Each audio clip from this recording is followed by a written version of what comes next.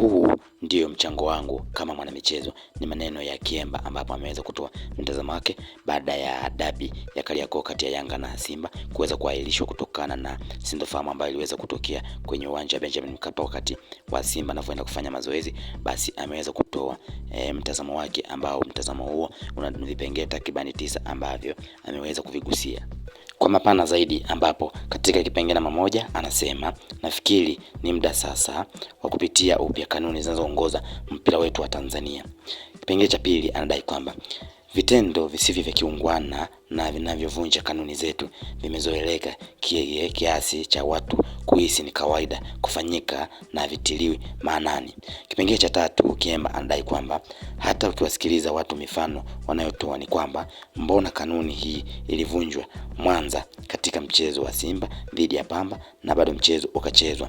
Kwa mjibu wa Kiemba anadai kwamba namba 4, nafikiri kadhia hii Simba wanakutana nayo mara kwa mara ya 3 mchezo dhidi ya Pamba, lakini pia kuna siku Simba ana mechi uwanja wa KMC.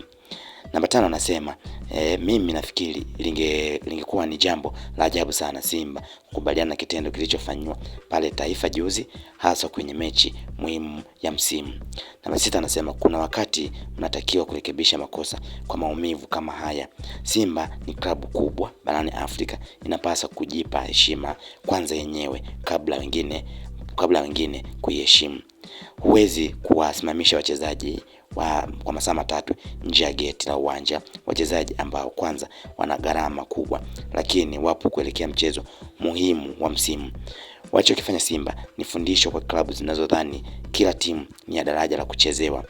Nachokitaka Simba ni kujua nyuma ya huo upuuzi kuna kina nani, na hao ndio watu wanao haribu mpira wetu, na wengine wamepewa dhamana ya kuletea maendeleo, wamejisahau, wamelewa na ushabiki wa mpira, aliweza kuzungumza Kiemba wakati akitoa maoni yake kwa kudai kwamba alichokifanya klabu ya Simba kwamba ni kitu ambacho ni mfano wa kuigwa, kwa kuwa klabu ya Simba ni timu kubwa barani Afrika ambayo inaheshimiwa, hivyo inapaswa kujiheshimu yenyewe kwanza kabla ili na wengine waweze kuheshimu. Hivyo kitendo ambacho wamekifanya cha kususia mechi na kugoma kuingiza timu uwanjani kwenye dabi ya Kariakoo, basi ni kitendo ambacho ni cha kiungwana na liwe ni funzo kwa timu nyingine ambazo zinahisi kwamba kila timu ni na daraja la kuchezewa, kwa kuwa Simba imeshakutana na kadhia kama hiyo takriban mara 3, ambapo mara ya kwanza walikutana nayo kule Mwanza Pamba, ambapo waliogomea kuingia, waliingia na walivyoingia wakaenda wakaletea fujo. Lakini pia kuna